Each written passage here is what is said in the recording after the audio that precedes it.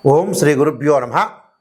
అంగారక గ్రహం కుజగ్రహానికి కుజస్తంభన అంటాం మనం. అంటే కుజస్తంభన అంటే ఏ గ్రహానికి కూడా లేనటువంటిది, కేవలం కుజుడికి మాత్రమే వచ్చేటటువంటి ఒక అవస్థ, దాన్నే స్తంభన అంటారు.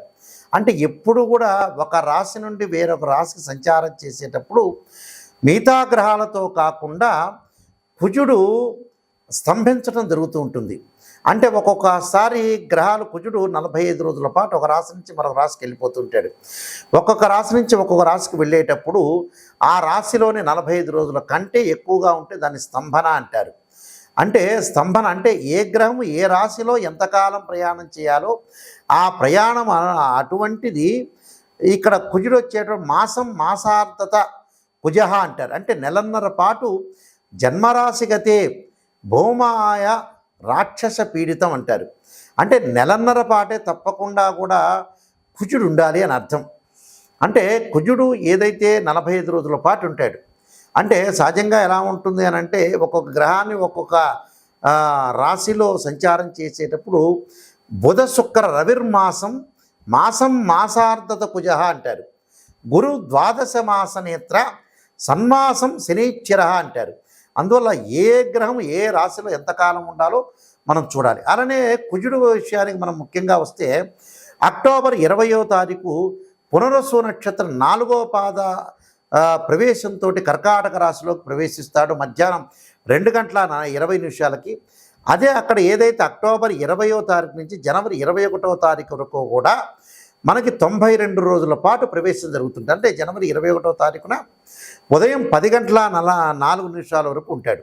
అంటే అక్టోబర్ 20వ తారీఖు నుంచి ప్రారంభమైన కుజుడు పునరసు నక్షత్రం 4వ పాద కర్కాటక రాశి ప్రవేశంతో ప్రవేశించి మధ్యాహ్నం పూట 2:20 తదుపరి జనవరి 21వ తారీఖున ఉదయం 10:04 వరకు ఉంటాడు. అంటే 92 రోజుల పాటు కుజుడు స్తంభన చేస్తాడు. రాజైన కుజుడు నీచస్థానమైన కర్కాటక రాశిలో ఉండి స్తంభించి తన శత్రువైన మంత్రి శనితోటి సుదీర్ఘ కాలంలో షష్టాష్టక స్థితి ఏర్పడతారు.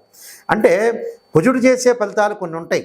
సత్వ భ్రూ ప్రాకార రోగ ప్రణవ అంటే సత్వ భూ ప్రాకార రోగ వ్రణ సాహస శస్త్ర అగ్ని సందర్శనోత్పాటన భాతృకుజ అంటారు. అంటే భూ సంబంధమైన వ్యవహారాలు కానీ, కోర్టు కానీ, రియల్ ఎస్టేట్ కానీ, అన్నదమ్ముల మధ్యలో సంబంధం కానీ, శారీరక సంబంధాలు కానీ, కెమికల్ కంపెనీలు కానీ, మిషనరీ కానీ, మార్కెటింగ్ కానీ, భూమి ఇండ్ల నిర్మాణం, న్యాయ వ్యవస్థ, రక్షక భటులు, న్యాయవాదులు, సైన్యము, మేనేజ్మెంటు, భూములు అమ్మడం, మేస్త్రీ పనులు, యంత్ర సంబంధమైన విషయాలు, మెకానికులు, రోగాలు, శస్త్రచికిత్సలు, అగ్ని భయాలు లాంటివి కూడా మొదలగునవన్నీ కూడా కొన్ని జరుగుతుంటాయి. కాబట్టి ఈ ద్వాదశ రాశుల వాళ్ళకి కుజస్తంభనం వల్ల ఏ విధంగా జరుగుతుందో ఒకసారి తెలుసుకుందాం. వృశ్చిక రాశి వాళ్ళకి కుజుడి యొక్క స్తంభన. కుజుడు కర్కాటక రాశిలో ఏదైతే నీచస్థానంలో ఉండి శని యొక్క దృష్టి ఉండటం వల్ల ఎలాంటి ఫలితాలు ఉంటాయి వృశ్చిక రాశి వాళ్ళకి వీళ్ళకి ముఖ్యంగా ఈ స్థానాన్ని మనం చూసుకున్నట్లయితే ఆశనాచ్ఛాదనం మాన్యం అంటారు. అంటే శోషణం, దేహపీడనం, స్థాననాశనం, విరోధంచ నవమస్థో ధరాసుత అన్నారు.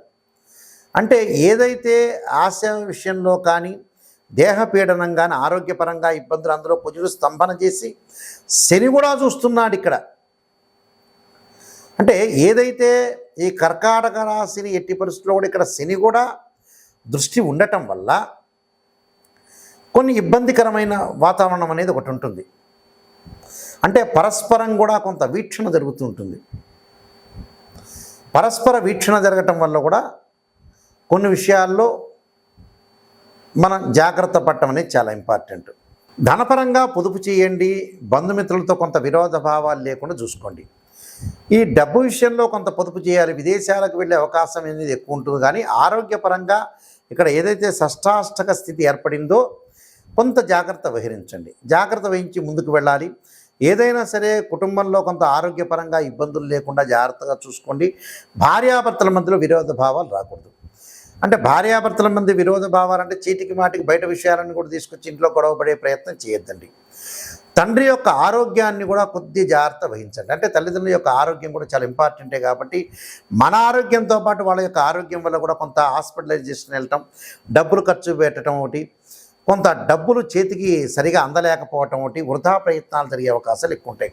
అనవసరమైన వృధా ప్రయత్నాలు చేసుకోకుండా కొద్దిగా శ్రద్ధ పెట్టి ముందుకు వెళ్తేనే మనకు మంచి జరిగే అవకాశాలు ఎక్కువ ఉంటాయి. కాబట్టి వృత్తి వ్యాపార రంగాల్లో విశేషమైన కృషి చేయటం వల్ల అనుకూలంగా ఉండే అవకాశాలు ఉంటాయి. కాబట్టి అలానే పుత్రులతోటి మిత్రులతోటి కూడా ఈ షష్టాష్టక స్థితి వల్ల కొంత ఇబ్బందులు కలుగుతాయి. కాబట్టి ఆ ఇబ్బందులు అనేవి కూడా తగ్గించుకొని ముందుకెళ్ళటం వల్ల చాలా మంచి జరిగే అవకాశాలు ఎక్కువగా ఉంటాయి. అంటే ఇవన్నీ కూడా నేను చెప్పిన నియమాలన్నీ కూడా మీరు పాటించండి, మీకు మంచి జరిగే అవకాశం ఖచ్చితంగా ఉంటుంది. ఈ కుజగ్రహ దోషం ఉంటే తప్పకుండా మన జాతకపరంగా కూడా జన్మలగ్నాన్ని అనుసరించి 2, 4, 7, 8, 12 స్థానాల్లో కుజుడు ఉంటే కుజదోషం అంటారు.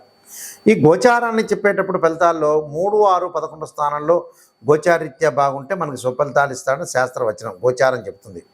కుజుడు మనం బాగలేదు అని అంటే మనం ఏం చేయాలి? గోచారం అనే చంద్రరాశి నుంచి ఇలా మన భర్త చార్ట్ చెప్పేటప్పుడు లగ్నం నుంచి చెప్తారు.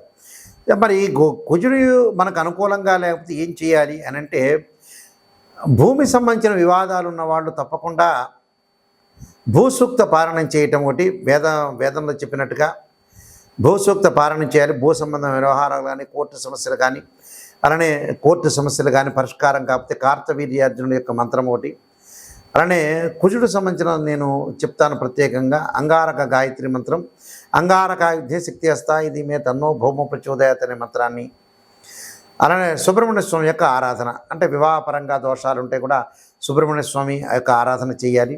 తత్పురుషా విద్యే మహాసేనా ఇది మే తన్నో షణ్ముఖ ప్రచోదయాత్ అనే మంత్రాన్ని.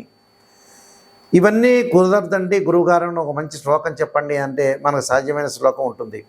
ధరణీ గర్భ సంభూతం విద్యుత్ కాంతి సమప్రభం కుమారశక్తి సంచ మంగళం ప్రణమామ్యం అనే మంత్రాన్ని కూడా చక్కగా చదువుకోవచ్చు. అలానే మంగళవారం పూట రాహుకాలంలో దీపం పెట్టడంతో పాటు సుబ్రహ్మణ్య స్వామి యొక్క ఆరాధన, మంగళవారం పూట 2 సర్పాలను దానం చేయాలి. సర్పాలను దానం చేయటమే కాకుండా నాగరాజును ఆరాధన చేయటం కూడా మంచిది. నాగరాజును ఎలా ఆరాధన చేస్తారంటే, నాగరాజాయుధ్యే పృథ్వీధరాయుధీమే తన్నో సర్ప ప్రచోదయాత్ అనే మంత్రాన్ని చక్కగా చదువుకోవటం ఒకటి. ఇంకా వేదమంత్రం వచ్చిన వాళ్ళు నమో అస్తు సర్పేభ్య ఏకేచ పృథ్వీమనో ఏ అంతరిక్షే ద్వితీయేభ్య సర్పేభ్యో నమః అనే మంత్రాన్ని కూడా చక్కగా చదువుకోవచ్చు. నమో అస్తు సర్పేభ్య అంటే ఈ అంతరిక్ష, ద్వితీయేభ్య అంటే అంతరిక్షంలో ఉండే సర్పాలకి, భూమి మీద ఉండే సర్పాలన్నిటికీ కూడా నేను పూజ చేస్తున్నానని మనకి వేదం చెప్తూ ఉంటుంది ఇక్కడ. అలానే వేద మంత్రం కూడా చదువుకోవచ్చు. అది రాని వాళ్ళు కూడా నేను చెప్పినట్టుగా నాగరాజాయుధ్యే పృథ్వీధరాయుధీమే తన్నో సర్ప ప్రచోదయాత్ అనే మంత్రాన్ని కూడా చక్కగా చదువుకోవచ్చు. దాంతోపాటు మంగళవారం రోజున కందులు దానం చేయటం, అలానే ఎర్రని వస్త్రము, ఎర్రని పూలు ఈ దానం చేయటం చాలా మంచిది. మంగళవారం రోజున ఉపవాసం ఉండి సాయంకాలం పూట సుబ్రహ్మణ్య స్వామి యొక్క వ్రతం కానీ, అలానే స్కందుణ్ణి ఏదైతే సుబ్రహ్మణ్య స్వామి వ్రతంతో పాటు సుబ్రహ్మణ్య స్వామి యొక్క ఆరాధన కానీ, అంగారకుడి యొక్క ప్రదర్శనలు చేయటం కూడా చాలా మంచిది. అంటే నవగ్రహాల్లో అంగారకుడు ఉంటాడు కాబట్టి అంగారకుడి యొక్క త్రికోణాకార మండలి అడకధాన్య సూపర్ అంగారగ్రహ ఆవాహయామి స్థాపయామి పూజయామి అంటారు. అంటే అంగారకుడిని ఆరాధన చేయాలి. ఆయన రక్తవర్ణం రక్తగంధంలో ఉంటారు.